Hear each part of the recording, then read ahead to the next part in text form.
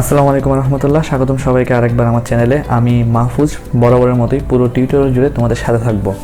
সবার প্রথমে আমি তোমাদের কাছে আন্তরিকভাবে দুঃখ প্রকাশ করছি যে আমি নিয়মিতভাবে তোমাদের সামনে হাজির হতে পারছি না।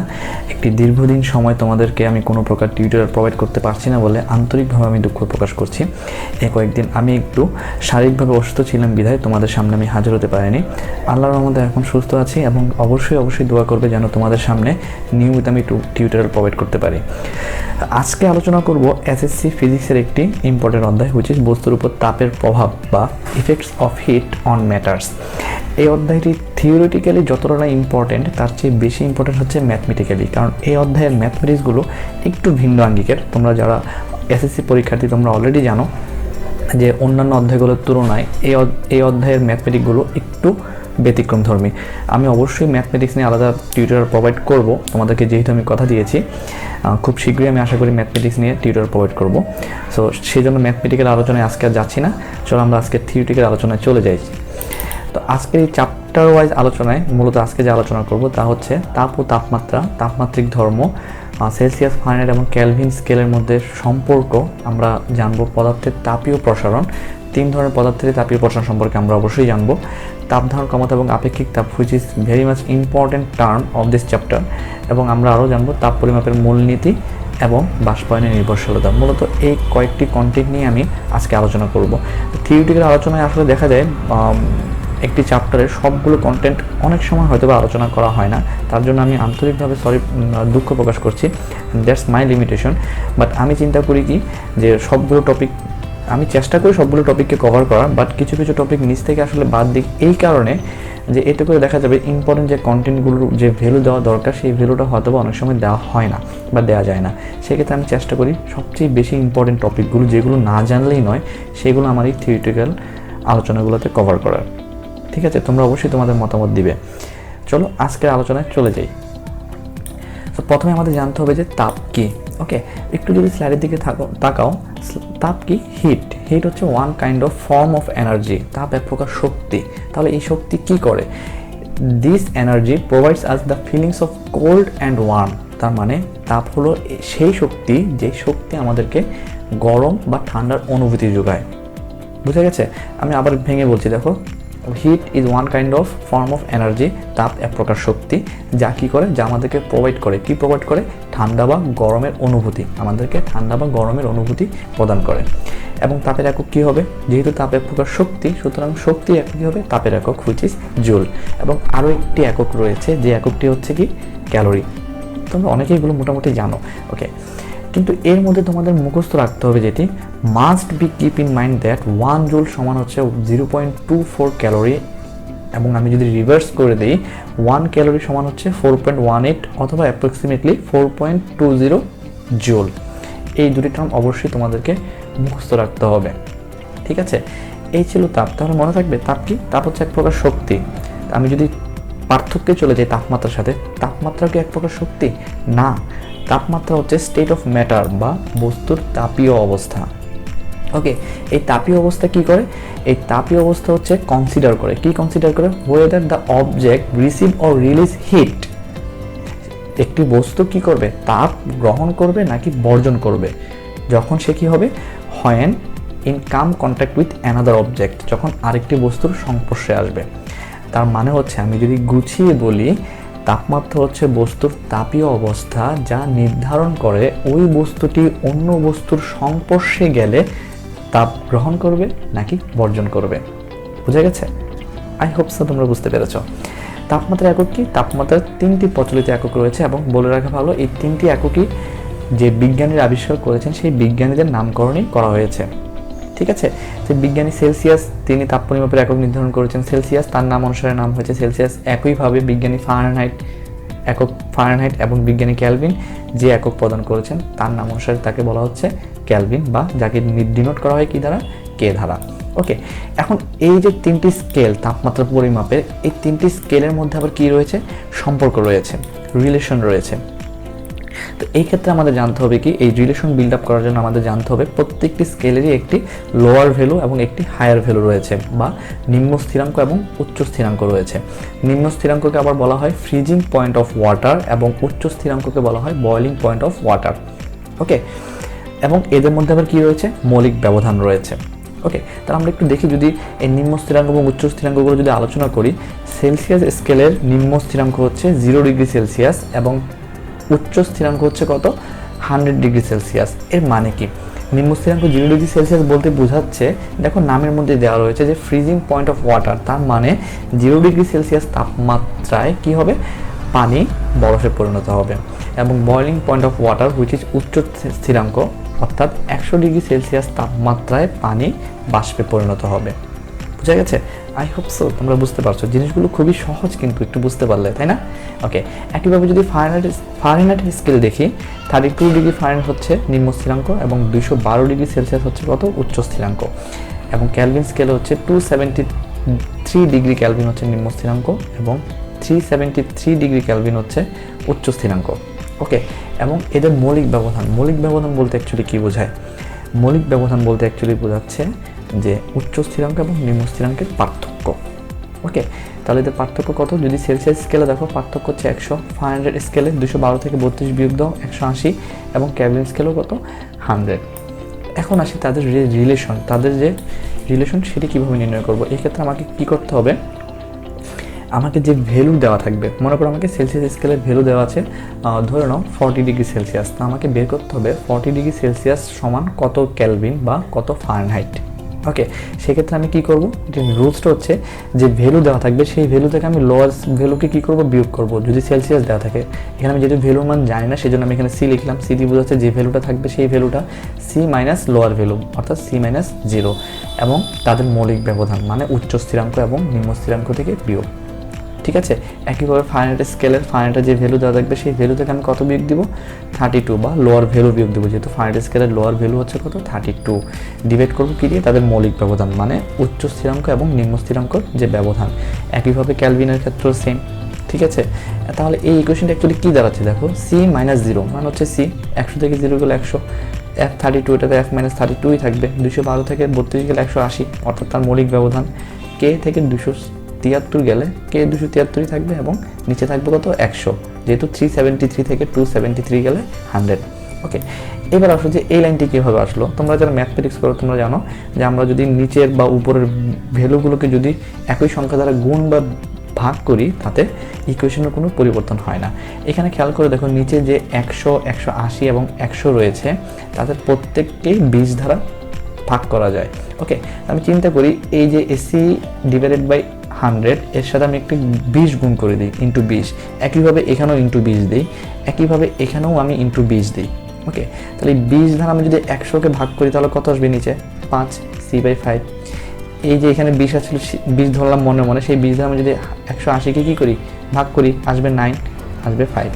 এবং আমরা যে ইউনিভার্সাল যে ইকুয়েশনটি পাবো সেই ইকুয়েশনটি হচ্ছে c/5 f minus 32/9 k minus 273 divided by 5 and that's the relationship between them। তো এইখানে আমি এখন বের করব, কথার কথা আমি তোমাদেরকে বলে দিলাম যে তুমি সেলসিয়াস, এত ডিগ্রি সেলসিয়াস সমান কত ক্যালভিন সেটি তুমি বের করো। তো তুমি কীভাবে বের করবা, খুবই সিম্পল। আমি তোমাকে বলে দিলাম, মনে করো যে 50 ডিগ্রি সেলসিয়াস সমান কত ফারেনহাইট তুমি বের করো। জাস্ট এই সি এর জায়গায় তুমি 50 ডিগ্রি বসাই দাও। ঠিক আছে, 50 ডিগ্রি বসা দিলে 50/5 সমান সমান কত আসবে, f minus 32/9। অবশ্যই তুমি এই ইকুয়েশন থেকে একটি f এর ভ্যালু পাবে। একইভাবে তুমি যদি ক্যালভিন বের করতে চাও, সেম ওয়ে। বুঝা গেছে? ওকে, এই রিলেশনটি কিন্তু মুখস্থ রাখতে হবে, এটা কিন্তু খুব ইম্পর্টেন্ট তোমাদের ম্যাথমেটিক্সের জন্য। ওকে, আই এম সরি, আমি তোমাদেরকে তাপমাত্রিক ধর্ম বলতে ভুলে গিয়েছি। তাপমাত্রিক ধর্ম বলতে বোঝাচ্ছে কোনো বস্তুর সেই সকল ধর্মাবলী যে ধর্মাবলী তাপমাত্রা পরিবর্তনের সাথে সাথে পরিবর্তিত হয়, অর্থাৎ সেই প্রপার্টিসগুলো in case of change of temperature সেই প্রপার্টিসগুলো কী হবে, চেঞ্জ হবে। তাহলে সেটি কী হতে পারে, বস্তুর দৈর্ঘ্য হতে পারে, বস্তুর প্রস্থ হতে পারে, আয়তন হতে পারে, ক্ষেত্রফল হতে পারে, তারপর হতে পারে তোমরা যখন চলতরিত এবং স্থির তড়িৎ পড়বে সেখানে একটা টার্ম রয়েছে রোধ, বস্তুর রোধও কিন্তু তাপমাত্রার পরিবর্তনের সাথে সাথে পরিবর্তিত হয়। অর্থাৎ এই সকল ধর্মাবলীকে আমরা বলছি কি, তাপমাত্রিক ধর্ম, যে সকল ধর্মগুলো বস্তুর তাপমাত্রার পরিবর্তনের সাথে সাথে কি হয়, পরিবর্তিত হয়। ঠিক আছে, ওকে। এইবার আসি আমরা বস্তুর তাপীয় প্রসারণ। তো আমরা জানি বস্তুর পদার্থ বলতে আমরা মূলত কয়টি স্টেট বুঝি? বস্তুর 4টি স্টেট রয়েছে। সেগুলো কি কি? কঠিন, তরল, বায়বীয় এবং প্লাজমা। প্লাজমা অ্যাকচুয়ালি কি? যে উচ্চ তাপমাত্রায় আয়নিত অবস্থা একটি অবস্থা, যেহেতু সেটি এক্সেপশনাল, বাট মূলত কয় ধরনের রয়েছে? 3 ধরনের রয়েছে। সেগুলো কি কি? সেগুলো হচ্ছে কঠিন, তরল এবং বায়বীয়। কঠিন পদার্থের ক্ষেত্রে তাপের প্রসারণ হচ্ছে 3 ধরনের। সেগুলো কি কি? দৈর্ঘ্য প্রসারণ, ক্ষেত্র প্রসারণ এবং আয়তন প্রসারণ। তরল পদার্থের ক্ষেত্রে হচ্ছে 2 ধরনের, একটি হচ্ছে আপাত প্রসারণ আর একটি হচ্ছে প্রকৃত প্রসারণ। এবং বায়বীয় পদার্থের ক্ষেত্রেও প্রসারণ 2 প্রকার, একটি হচ্ছে স্থির চাপে আয়তন প্রসারণ, আরেকটি হচ্ছে স্থির আয়তনে চাপের প্রসারণ। এবং এই প্রত্যেকটি প্রসারণের আবার কি রয়েছে? সহগ রয়েছে। আমি যদি কঠিন পদার্থের ক্ষেত্রে চিন্তা করি, কঠিন পদার্থের দৈর্ঘ্য প্রসারণ সহগকে প্রকাশ করা হয় আলফা দ্বারা, ক্ষেত্র প্রসারণ সহগকে প্রকাশ করা হয় বিটা দ্বারা, আয়তন প্রসারণ সহগকে প্রকাশ করা হয় কি দ্বারা? গামা দ্বারা। একইভাবে তরল পদার্থের আপাত প্রসারণকে প্রকাশ করা হয় গামা এ দ্বারা বা গামা অ্যাপারেন্ট এক্সপেনশন। আরেকটি হচ্ছে প্রকৃত প্রসারণ বা গামা আর বা রিয়েল এক্সপেনশন। ওকে, সেই জন্য আর ব্যবহার করা হচ্ছে। বুঝা গেছে? তাহলে এবার আমরা আসি বস্তুর দৈর্ঘ্য প্রসারণ সহগ কঠিন পদার্থের ক্ষেত্রে। আমি দৈর্ঘ্য প্রসারণ সহগটিকে আলোচনা করে দিচ্ছি।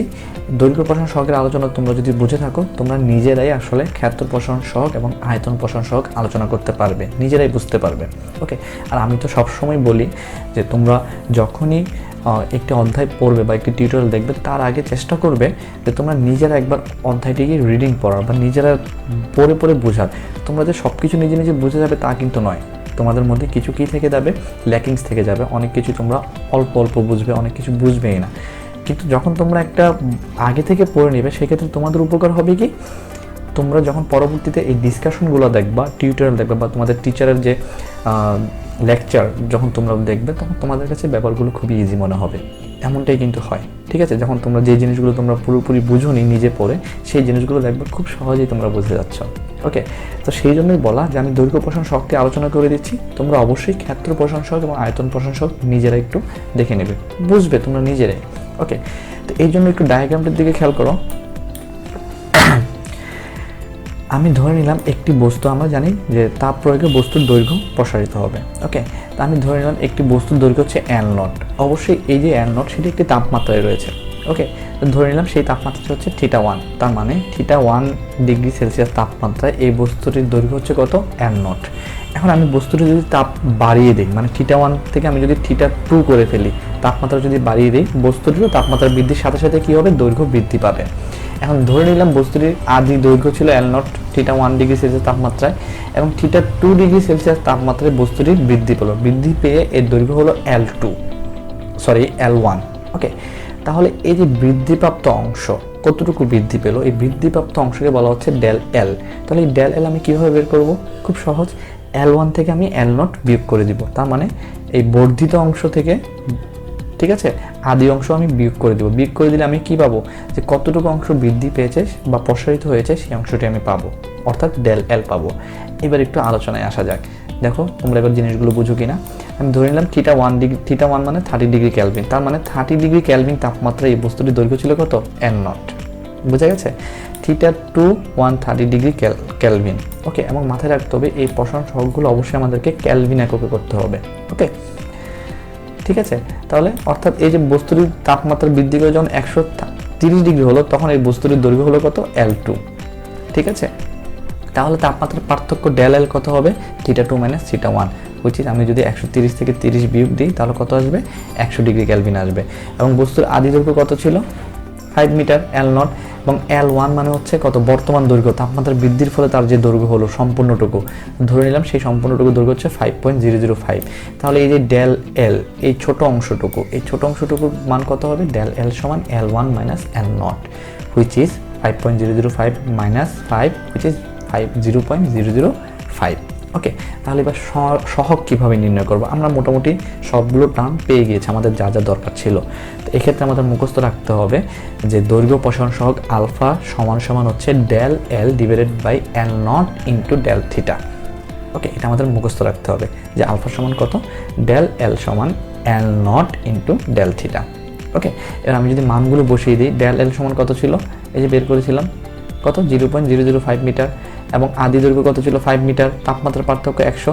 এবং কেন কে ইনভার্স 1 হলো, এখানে খেয়াল করে ডেল এখানেও মিটার, এই এল নটের জন্য মিটার, মিটার মিটার কাটাকাটি চলে যাবে, থিটার মান রয়েছে কত কে, এবং কে কোথায় রয়েছে ভগ্নাংশের নিচে রয়েছে, কয়টি কে রয়েছে একটি, সেই জন্য কে ইনভার্স 1, তার মানে সহগের একক হবে কে ইনভার্স 1, মনে থাকবে। এবার ক্যালকুলেশন করে যেটি মান আসবে সেটি হচ্ছে এই বস্তুর ক্ষেত্রে দৈর্ঘ্য প্রসারণ সহগ। তাহলে সিমিলারলি আমি যদি ক্ষেত্র প্রসারণ সহগ নির্ণয় করতে যাই, সেক্ষেত্রে বিটা ইকুয়াল টু হবে কত, ডেল এল এর জায়গায় আসবে ডেল এ, যেহেতু এরিয়া, এখন আমি ক্ষেত্র নিয়ে আলোচনা করব, এখানে আসবে আদি ক্ষেত্রফল হুইচ ইজ এ নট, আর তাপমাত্রার পার্থক্য তো আগেরটাই থাকবে ডেল থিটা। একইভাবে আমি যদি গামা নির্ণয় করি বা আয়তন প্রসারণ সহগ নির্ণয় করি, এখানে আসবে ডেল ভি, ঠিক আছে, বা বর্ধিত আয়তন, ভি নট আদি আয়তন, এবং ডেল থিটা হুইচ ইজ তাপমাত্রার পার্থক্য। বুঝা গেছে? এই আলফা, বিটা এবং গামার মধ্যে আবার কি রয়েছে, সম্পর্ক রয়েছে। ওকে, আমি একটু পরেই তা তোমাদেরকে দেখাবো যে এই অধ্যায়ে যখন কী কী সূত্র পড়তে হবে আমি সাজিয়ে রেখেছি, বিধায় এখানে আমি আর আলাদা করে আলোচনা করিনি।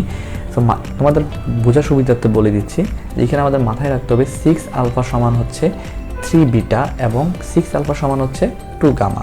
দ্যাট মিনস 6 আলফা সমান হচ্ছে 3 বিটা সমান সমান 2 আলফা। এটা মাথায় রাখতে হবে যে 6 আলফা সমান 3 বিটা সমান 2 আলফা। ওকে, ঠিক আছে। এবার চলে যাই আমরা তরল পদার্থের প্রসারণে। তো আমরা জানি তরল পদার্থের প্রসারণ হয় কয় প্রকার, দুই প্রকার, একটা হচ্ছে আপাত প্রসারণ, আরেকটা হচ্ছে প্রকৃত প্রসারণ। তাহলে আপাত প্রসারণটা কি? আপাত প্রসারণ হচ্ছে আপাত দৃষ্টিতে আমাদের যে প্রসারণটি দেখতে পাই। তো নর্মালি আমরা কি করি, যে কোনো তরল পদার্থকে যদি আমরা তাপ দিতে চাই তাহলে আমাদের কি করতে হয়, খুবই সিম্পল ব্যাপার, আমাদেরকে তরলকে আগে একটি পাত্রে রাখতে হয়, পাত্রে রাখার পরে আমরা কি করি, পাত্রের তলায় তাপ দিই। কিন্তু এতে করে কি হয়, আগে কিন্তু তরলের পাত্রে, যে পাত্রে রাখা হয়েছে সেই পাত্রটি আগে প্রসারিত হয়, তারপরে না তাপ সঞ্চালিত হয়ে কিসে যাবে, তরলে যাবে। তার মানে আগে আমরা পাত্রের প্রসারণ পাচ্ছি, তারপর আমরা তরলের প্রসারণ পাচ্ছি, এবং এই প্রসারণকে বলা হচ্ছে তরলের আপাত প্রসারণ।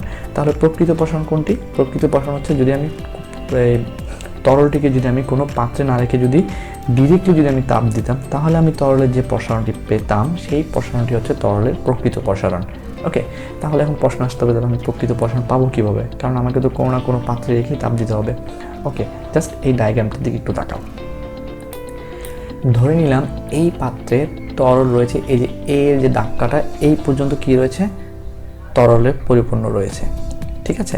এখন আমি যদি পাত্রের তলায় যদি তাপ দিই, তাহলে সেই তাপ প্রথমে কোথায় যাবে, কঠিন পদার্থ এই তরলের পাত্রে যাবে। সুতরাং পাত্রটি আগে কি হবে, প্রসারিত হবে। আর পাত্রটি যদি প্রসারিত হয় তাহলে তরলের যে উচ্চতা ছিল এই উচ্চতা এ থেকে কিন্তু বিতে নেমে যাবে, যেটি আপাত দৃষ্টিতে বোঝা যাবে না, কারণ খুব সামান্য পরিমাণ হবে, দেখে বোঝা যাবে না, কিন্তু নামবে তো, কারণ পাত্রটি যখন প্রসারিত হবে অবশ্যই জায়গা বৃদ্ধি পাবে এবং তরলের যে হাইট সেই হাইটটি নিচে নেমে যাবে। ওকে, আমি ধরে নিলাম তরলটি তখন বি পর্যন্ত চলে আসলো, কিন্তু যখন আরও বেশি পরিমাণ তাপ দেওয়া হবে এবং কঠিন পদার্থের তুলনায় যেহেতু তরল পদার্থের প্রসারণ বেশি হবে, সেই কারণে একটা সময় এই তরল বৃদ্ধি পেয়ে প্রসারিত হয়ে কোন পর্যন্ত আসবে, এই সি বিন্দু পর্যন্ত আসবে। বুঝা গেছে? ওকে, তার মানে আপাত দৃষ্টিতে আমাদের মনে হবে কি যে তরলের হাইট ছিল কোথায়, এ থেকে, তার মানে তরল প্রসারিত হয়েছে অ্যাকচুয়ালি কতটুকু, এ থেকে সি পর্যন্ত। কিন্তু আসলে কি তাই? তরল কিন্তু অ্যাকচুয়ালি প্রসারিত হয়েছে বি থেকে সি পর্যন্ত, তাই না? বোঝা গেছে? তাহলে আমরা জিনিসগুলো বের করবো কীভাবে, একটু খেয়াল করে দেখো।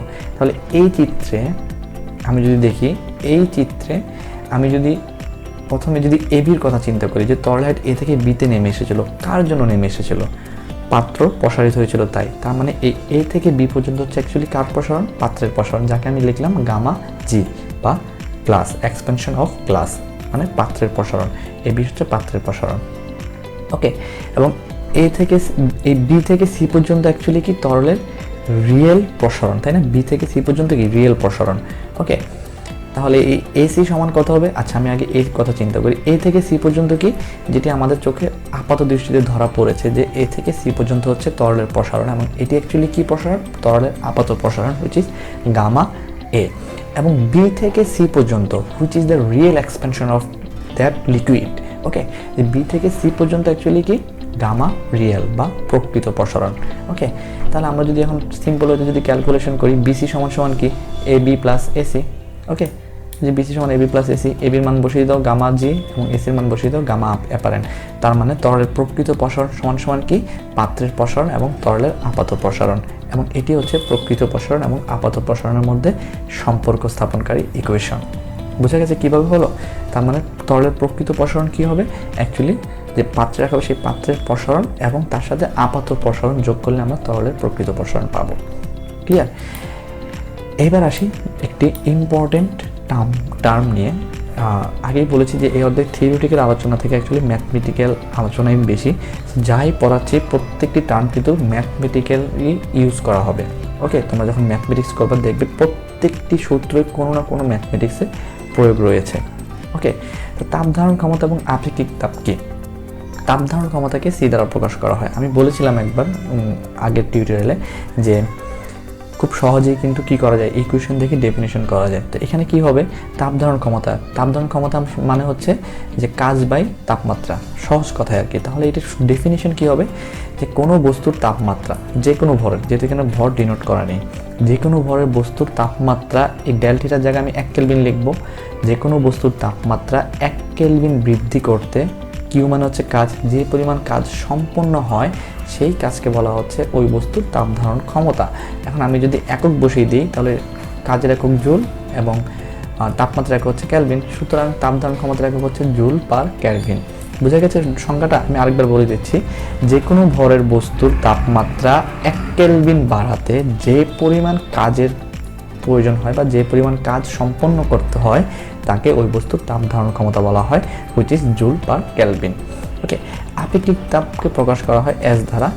এর ডেফিনেশনও সেই আগেরটার মতোই, জাস্ট এখানে আমাকে একটি বস্তুর ভর আনতে হবে। তাহলে সংখ্যাটা কী হবে, আগের মতোই, জাস্ট আমি আগে লাগিয়ে দেবো কি 1 কেজি ভর। এই এম এর জায়গায় আমি আনবো কি 1 কেজি ভরের কোনো বস্তুর, আগেরটাতে বলেছিলাম যে কোনো ভরের, এখানে বলবো 1 কেজি ভরের কোনো বস্তুর তাপমাত্রা 1 কেলভিন বাড়াতে যে পরিমাণ কাজ সম্পন্ন হয় সেই কাজকে বলা হচ্ছে ওই বস্তুর আপেক্ষিক তাপ। অ্যান্ড দ্যাটস ওয়াই এর একক হচ্ছে joule per kg per kelvin. এবং এখানে তোমাদের মাথায় রাখতে হবে যে পানির আপেক্ষিক তাপ ধারণ ক্ষমতা হচ্ছে 42 joule per kg per kelvin. তোমাদের বইতে আরও কিছু পদার্থের যেমন তামা, রূপা, স্বর্ণ, এদের আপেক্ষিক তাপ ধারণ ক্ষমতার যে অ্যামাউন্ট দেওয়া রয়েছে, কোয়ান্টিটি দেওয়া রয়েছে, তোমরা সেগুলো অবশ্যই মুখস্থ করে ফেলবে, কারণ এগুলো ম্যাথমেটিক্সের জন্য প্রয়োগ করতে হয়। ওকে, আমি জাস্ট তোমাদের বোঝার সুবিধাতে একটি এখানে এক্সাম্পল স্বরূপ পানির এক্সাম্পলটি দিয়ে দিলাম। তাহলে আমি যদি তাপ ধারণ ক্ষমতা এবং আপেক্ষিক তাপের মধ্যে আমি কি করি, সম্পর্ক স্থাপন করতে যাই, তাহলে আমাকে কি করতে হবে দেখো। তো আমি এই ইকুয়েশন থেকে পাচ্ছি কি এস ইকুয়াল হচ্ছে theta by M del theta. আমি যদি জাস্ট এমটাকে আলাদা আনি নি তাহলে 1 বাই এম আসবে, ইন্টু দিয়ে আমি কি লিখতে পারি, থিটা বাই ডেল থিটাকে লিখতে পারি, তাই না? M theta del theta, clear? খুব সহজ কিন্তু থিটা ডেল থিটা সমান আবার কি সি। সুতরাং আমি এই এমকে যদি এদিকে নিয়ে আসি, এস এর সাথে গুণ হবে এম এস, আর এটুকু যদি আমি লিখে দিলাম কি সি। সুতরাং সি ইকুয়াল হচ্ছে এম এস, অ্যান্ড এটাই হচ্ছে আপেক্ষিক তাপ এবং তাপ ধারণ ক্ষমতার মধ্যে সম্পর্ক। ওকে, জিনিসগুলো কিন্তু সহজ, তাই না? ওকে, এবার আমাদেরকে যে জানতে হবে সেটা হচ্ছে তাপ পরিমাপের মূল নীতি, এবং এখানে একটি সূত্র রয়েছে ক্যালোরিমিতির সূত্র। তো ক্যালোরিমিতির সূত্রটি অ্যাকচুয়ালি কেমন, যে ক্যালোরিমিতির সূত্রটি হচ্ছে এরকম যে কোনো বস্তুর যদি কোনো প্রকার তাপের যদি অপচয় না হয় তাহলে একটি বস্তু যে পরিমাণ তাপ বর্জন করবে অন্য একটি বস্তু ঠিক সেই পরিমাণ তাপই গ্রহণ করবে। ওকে, তার মানে বর্জিত তাপ এবং গৃহীত তাপ সবসময় কি থাকবে, সমান থাকবে যদি না তাপের অপচয় হয়। এখন এইটি তোমাদেরকে কিভাবে বোঝানো যায়, ফর এক্সাম্পল ধরে নাও এই হচ্ছে দুটি বস্তু। ওকে, তো এই দুটি বস্তুর মধ্যে ধরে নাও এটি হচ্ছে উষ্ণ বস্তু, এটি হচ্ছে ঠান্ডা বস্তু। আমি যদি এদেরকে সংস্পর্শ করাই অবশ্যই এই গরম বস্তু থেকে ঠান্ডা বস্তুতে কি আসবে, তাপ সঞ্চালিত হবে, তাই না? তো এই বস্তু থেকে যে পরিমাণ তাপ বের হবে ঠিক সেই পরিমাণ তাপই কিন্তু এই বস্তুটি গ্রহণ করবে যদি না তাপের অপচয় হয়। তো তাপের অপচয় বলতে কি বোঝাচ্ছে, দেখো আমি কিন্তু বস্তুটিকে ধরে আছি, তার মানে আমার হাতও কিন্তু এই বস্তু থেকে তাপ নিচ্ছে অথবা দিচ্ছে, একইভাবে এখানেও কিন্তু দিচ্ছে। আমি যে ধরে আছি সে অবশ্যই কিছু পরিমাণ তাপ কি হচ্ছে আমার হাত থেকে যাচ্ছে বা গ্রহণ হচ্ছে, তাই না? তার মানে তাপের অপচয় হবেই, তুমি যেভাবেই করতে চাও না কেন তাপের অপচয় হবে। কিন্তু যদি তাপের অপচয় না হয় সেই ক্ষেত্রে একটি বস্তু যে পরিমাণ তাপ ছেড়ে দিবে অন্য একটি বস্তু ঠিক সেই পরিমাণ তাপই গ্রহণ করবে, অ্যান্ড এটিকেই বলা হচ্ছে ক্যালোরিমিতির সূত্র। ওকে, এরপরে আমাদের জানতে হবে সেটি কি, সেটি হচ্ছে আপেক্ষিক সুপ্ত তাপ। আপেক্ষিক সুপ্ত তাপের দুটি মেইন টার্ম রয়েছে, একটি হচ্ছে এলএফ আর একটা হচ্ছে এলভি। এলএফ কি, লেটেন্ট হিট অফ ফিউশন, এবং এলভি কি, latent heat of vaporisation. Latent heat of fusion বলতে কি বোঝাচ্ছে, বরফ গলনের আপেক্ষিক সুপ্ত তাপ। বোঝা গেছে? বরফ গলনের আপেক্ষিক সুপ্ত তাপ হচ্ছে কত, 3 লক্ষ, কত আসছে দেখো তো, 3,36,000 জুল পার কেজি। ওকে, এর মানে হচ্ছে যদি আমি একে সংজ্ঞায়িত করতে চাই, তার মানে হচ্ছে 1 কেজি ভরের একটি বরফ 0 ডিগ্রি সেলসিয়াস তাপমাত্রায় সম্পূর্ণরূপে গলে 1 কেজি পরিমাণ পানি পরিণত হতে কত জুল প্রয়োজন, কত জুল তাপের প্রয়োজন, এই 3,36,000 জুল তাপের প্রয়োজন। এর মানে কি অ্যাকচুয়ালি, এর মানে হচ্ছে বরফ 0 ডিগ্রি সেলসিয়াস তাপমাত্রায় গলতে শুরু করবে, বাট 0 ডিগ্রি সেলসিয়াস তাপমাত্রায় কি হুট করে সম্পূর্ণ বরফ, 1 কেজি বরফ 1 সেকেন্ডের মধ্যে গলে পানিতে পরিণত হবে? হবে না, সে ধীরে ধীরে হবে। এবং ধীরে ধীরে হতে হতেই সে অ্যাকচুয়ালি কী পরিমাণ তাপ সে সঞ্চালন করবে, সে 3,36,000 জুল তাপ সে কী করবে, ছেড়ে দেবে। মানে 1 কেজি ভরের ক্ষেত্রে, বরফের ক্ষেত্রে, 2 কেজি বরফের ক্ষেত্রে সেটি 2 দ্বারা গুণ করতে হবে। ঠিক আছে? আর এখানে সুপ্ত তাপ বলতে কি বোঝায়, আমি সংজ্ঞা না করে তোমাদেরকে প্র্যাকটিক্যাল ওয়েতে বুঝিয়ে দিচ্ছি। সেটি হচ্ছে, সুপ্ত তাপ হচ্ছে সেই জিনিস যে তাপটি সুপ্ত অবস্থায় থাকে, সহজেই তো বোঝা যাচ্ছে। তো এটা কি, তুমি পাত্রে পানি ফুটালে, ঠিক আছে, অবশ্যই তাপ দেওয়া লাগছে তোমার, পানি ফুটতে যখন শুরু করলো, যখন গরম হলো, তুমি গ্যাসের চুলাটি বন্ধ করে দিলে, তার মানে তুমি তাপ অপসারণ করে ফেললে। সাথে সাথে কি পানিটি ঠান্ডা হয়ে যাবে, নাকি অনেকক্ষণ সময় লাগবে পানিটি ঠান্ডা হতে? অফকোর্স অনেকক্ষণ সময় লাগবে, কারণ তুমি যখন তাকে তাপ দিয়েছিলে, সেই তরলে পাত্রের অণুগুলো নিজেদের মধ্যে কি রেখেছে, কিছু তাপ সঞ্চয় করে রেখেছে। যখন তুমি তাপ অপসারণ করেছো, সেই সঞ্চিত তাপগুলো পানিকে কি হতে দিচ্ছিল না, সাথে সাথে ঠান্ডা হতে দিচ্ছিল না। ধীরে ধীরে যখন বুঝবে যে অন্য কোনো তাপ সোর্স আসছে না, তখন ওই সুপ্ত তাপটা আস্তে আস্তে ক্ষয় হতে থাকবে, এবং এই কারণে পানি খুব ধীরে ধীরে কী হবে, ঠান্ডা হবে বা নর্মাল অবস্থায় আসবে। তো এটি ছিল মূলত সুপ্ত তাপ। আর আমি যদি এলভির কথা চিন্তা করি, বা লেটেন্ট হিট অফ ভ্যাপোরাইজেশন, এর সংজ্ঞাটা কীভাবে হবে, যে 1 কেজি ভরের পানি সম্পূর্ণরূপে বাষ্পায়িত হয়ে 1 কেজি বাষ্পে পরিণত হতে যে পরিমাণ শক্তির প্রয়োজন, সেই শক্তিকে বলা হচ্ছে ল্যাটেন্ট হিট অফ ভ্যাপোরাইজেশন। এবং এর মান কত, এর মান হচ্ছে 22,68,000 জুল পার কেজি। ঠিক আছে, পানির বাষ্পায়নের সুপ্ত তাপের হচ্ছে এই ভ্যালু। বোঝা গেছে? তো তোমরা আশা করি বুঝতে পেরেছো যে লেটেন্ট হিট অফ ফিউশন এবং লেটেন্ট হিট অফ ভ্যাপোরাইজেশন কি, বা আপেক্ষিক সুপ্ত তাপ কি। আশা করি তোমাদের কাছে কনসেপ্টটি ক্লিয়ার হয়েছে। এবার আসি এই অধ্যায়ে, আমি বলেছিলাম যে এই অধ্যায়ে যে ইম্পর্টেন্ট কিছু সূত্র রয়েছে, যে সূত্রগুলো অবশ্যই মাথায় রাখতে হবে, এবং এই সূত্রগুলোর প্রয়োগ ব্যাপক আকারে রয়েছে ম্যাথমেটিক্যাল টার্মে। তো প্রথমে আমাদের মাথায় রাখতে হবে কিউ ইকুয়াল হচ্ছে এম এস ডেল থিটা, খুব কমন একটি সূত্র। কিউ ইকুয়াল হচ্ছে এম এল এফ এবং কিউ ইকুয়াল হচ্ছে এম এল ভি, সবগুলো একই সূত্র। তাহলে এখন প্রশ্ন আসতে পারে যে কখন কোথায় কোনটি ইউজ করব। এটি ডিপেন্ড করবে তোমার ম্যাথমেটিক্যালের কোয়েশ্চেনের উপরে। প্রশ্ন যদি বলে যে বরফ গলনের আপেক্ষিক সূত্রতাপ দেওয়া থাকে, সেক্ষেত্রে Q equal to M L F হবে। আর যদি পানির বাষ্পায়নের সূত্রতাপ দেওয়া থাকে, সেই ক্ষেত্রে কিউ ইকুয়াল টু হবে কি, এম এল ভি। এবং আমাদের যে সেলসিয়াস, ফারেনহাইট এবং কেলভিন স্কেলের মধ্যে যে সম্পর্ক ছিল, সেই সূত্রটি আমাদের মাথায় রাখতে হবে, which is C/5 equal to F-32 equal to হচ্ছে K-273 ডিভাইডেড বাই 5। ওকে, এবং আমাদের আরও মনে রাখতে হবে যে তাপীয় প্রসারণ রয়েছিল, 3 ধরনের তাপীয় প্রসারণ, আলফা, বিটা এবং গামা। এই 3টির সূত্রগুলো মাথায় রাখতে হবে। এবং লাস্টে যেটি লিখেছি 6 নম্বরে, যে 6 alpha equal to 3 beta equal to 2 gamma, যেটা আমি বলেছিলাম, এই সূত্রটিও মাথায় রাখতে হবে। এবং কেন মাথায় রাখতে হবে, আমি একটু সিম্পল হতে একটু আলোচনা করে দিই। ব্যাপারটা হচ্ছে, তোমার প্রশ্নে দেয়া আছে যে একটি বস্তুর দৈর্ঘ্য এত, তাপ প্রয়োগে বস্তুটি দৈর্ঘ্য এত পরিমাণ প্রসারিত হলো। ঠিক আছে, বস্তুর আপেক্ষিক তাপ ধারণ ক্ষমতা এত ধরে নিলাম, তাহলে বস্তুর ক্ষেত্র প্রসারণ সহগ কত? এখন প্রশ্ন আসবে যে ওমা, এটা কেমন হলো? প্রশ্নে দেওয়া আছে দৈর্ঘ্য, আমাকে বের করতে বলা হচ্ছে কত কি, ক্ষেত্র প্রসারণ সহগ। খুবই সহজ, তুমি দৈর্ঘ্য প্রসারণ সহগটা প্রথমে বের করবা, মানে আলফার মান বের করবা। যদি ক্ষেত্র প্রসারণ সহগ দেওয়া আছে, তো তুমি পরে এই সূত্রটি লিখবা যে আমরা জানি 6 আলফা সমান 3 বিটা, বা বিটা সমান কি হবে তখন, 6 আলফা ডিভাইডেড বাই এই 3টি কোথায় চলে যাবে, নিচে চলে যাবে। জাস্ট আলফার মান বসায় দাও, ওই বস্তুর বিটা বা ক্ষেত্র প্রসারণ সহগ বের হয়ে যাবে। বোঝা গেছে? একইভাবে আয়তন প্রসারণও তোমরা খুব সহজে বের করতে পারবে। আমি যখন ম্যাথমেটিক্যাল আলোচনা করব, তখন অবশ্যই আরও সুন্দরভাবে, আরও গুছিয়ে তোমাদেরকে বুঝিয়ে দিব। এখন জাস্ট তোমাদেরকে একটু ধারণা দিয়ে রাখলাম। ঠিক আছে, এরপরে আমাদের যা বুঝতে হবে সেটি হচ্ছে বাষ্পায়ন, এবং বাষ্পায়ন পড়তে গেলে কিছু ডেফিনেশন মুখস্থ রাখতে হবে। এগুলো তোমাদের বইতে খুব সুন্দরভাবে এক লাইনের ডেফিনেশন দেওয়া আছে, তোমরা নিজ দায়িত্বে দেখে নিবে। আমি জাস্ট টার্মগুলো বলে দিচ্ছি, সেগুলো কি গলন, স্ফুটন, বাষ্পীভবন, ঘনীভবন, পুনঃশীলীভবন। পুনঃশীলীভবন ব্যাপারটা আবার একটু ইন্টারেস্টিং। এটি কি যে চাপ প্রয়োগ করলে কঠিন বস্তু তরলে পরিণত হয়, আবার তাপ অপসারণ করলে সেই তরল বস্তু আবার পুনরায় কঠিনে পরিণত হয়। তো এর একটি এক্সাম্পল যদি দিতে হয়, এক্সাম্পলটা হবে এরকম যে একটি বরফ যদি আমি নেই, ধরে নাও এটি হচ্ছে সেই বরফ, এবং বরফের মধ্যে আমি যদি একটি তার পেঁচিয়ে যদি আমি নিচের দিকে যদি টান দেই, ঠিক আছে, তো কীভাবে মানে তারটি বরফের মধ্যে চাপ প্রয়োগ করবে, এবং চাপ প্রয়োগ করার ফলে বরফটি গলে পানিতে পরিণত হবে, এবং তারটি বরফকে দুভাগ করে দিয়ে নিচে চলে আসবে, ঠিক আছে, বরফটি দুটুকরো হয়ে যাবে। কিন্তু অ্যাকচুয়ালি তা হয় না, বরফটি কিন্তু সিঙ্গেল পিস থাকে। এটি কেন হয়? যখন চাপ প্রয়োগ করা হয়েছিল তারটি দিয়ে, তখন বরফটি গলে কি হয়েছিল, পানিতে পরিণত হয়েছিল। কিন্তু যখনই তারটি নিচের দিকে আবার চলে যায়, ওই জায়গাগুলোতে চাপের আবার কি হয়ে যায়, অপসারণ হয়ে যায়, বিধায় সেই গলিত বরফগুলো আবার কি হয়ে যায়, তাপ সঞ্চিত করে তারা নিজেরা একত্রিত হয়ে জোড়া লেগে যায়।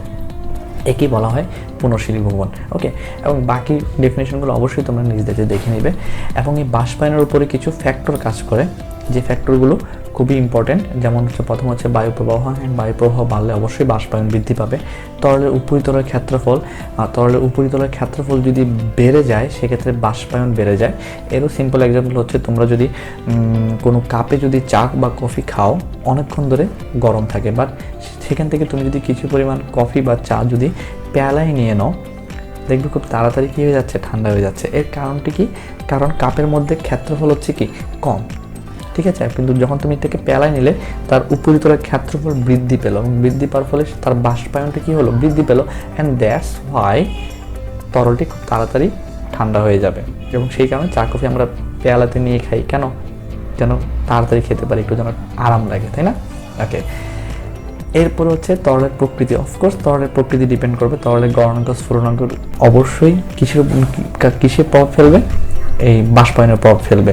এবং তরলের উপর চাপ, অবশ্যই যদি আমি চাপ বাড়িয়ে দিই তাহলে বাষ্পায়ন কমে যাবে, এবং চাপ যদি কমাই দিই তাহলে কি হবে, তরলের বাষ্পায়ন বেড়ে যাবে।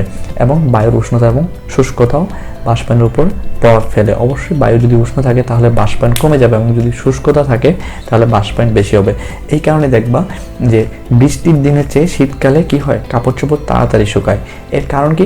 বৃষ্টির দিনে বায়ুতে আর্দ্রতা বেশি থাকে, জলীয় বাষ্পের পরিমাণ বেশি থাকে, এই কারণে কাপড় চোপড় সহজে শুকাইতে চায় না। ওকে, কিন্তু শীতকালে কি হয়, বায়ু আর্দ্র থাকে, শুষ্ক থাকে, এবং এই কারণে কাপড় চোপড় খুব তাড়াতাড়ি শুকিয়ে যায়। ওকে, তো এই ছিল মোটামুটি আজকের থিওরিটিক্যাল আলোচনা। আমি চেষ্টা করেছি এই অধ্যায়ের সবগুলো কন্টেন্টকেই কভার করার, তারপরেও কিছু টপিক অথবা কিছু কন্টেন্ট মিস হয়ে যেতে পারে, যেগুলো তোমরা অবশ্যই ক্ষমাসুলভ দৃষ্টিতে দেখবে। আর আমি সবসময় চেষ্টা করি তোমাদের কাছে ব্যাপারগুলো খুব সিম্পল ওয়েতে, ইজি ওয়েতে তোমাদের কাছে তুলে ধরার, যাতে করে তোমরা প্রত্যেকটি কন্টেন্ট সম্পর্কে একটি ক্লিয়ার কনসেপ্ট নিয়ে সামনে আগাতে পারো। আমি চেষ্টার কোনো কমতি রাখছি না, জানি না কতটুকু সফল হচ্ছি। আর আমি চাই অবশ্যই যেন তোমরা একটি পারফেক্ট নলেজ নিয়ে সামনে আগাও, যেন অল্প বিদ্যা নিয়ে যেন তোমাদের সামনে তোমরা যেন না আগাও, সেই দোয়াই আমি করি। এবং সেই চেষ্টাটি আমি সবসময় করে যাচ্ছি, যেন তোমাদের নলেজের কোনো ঘাটতি না থাকে, ঠিক আছে? তোমরা অবশ্যই আমার জন্য দোয়া করবে। তোমরাও সুস্থ থাকো, ভালো থাকো, আল্লাহ পাক সকলকে সুস্থতা দান করুক, সেই কামনা করি। আর তোমাদের সুবিধার জন্য আমি আমার এই চ্যানেলে দুটি আলাদা প্লেলিস্ট করে রেখেছি, এসএসসি কেমিস্ট্রি এবং এসএসসি ফিজিক্স নামে, তোমরা নিচে দেখতে পাচ্ছ। তোমরা যাদের তোমাদের থিওরিটিক্যাল আলোচনার প্রয়োজন বা যাদের জন্য উপকার হবে, অবশ্যই প্লেলিস্টগুলো থেকে তোমরা ইজিলি পেয়ে যাবে। দেখা হচ্ছে তাহলে পরের টিউটোরিয়ালে, ততপরি সবাই সুস্থ থাকো। আল্লাহ হাফেজ, আসসালামু আলাইকুম রহমতুল্লাহ।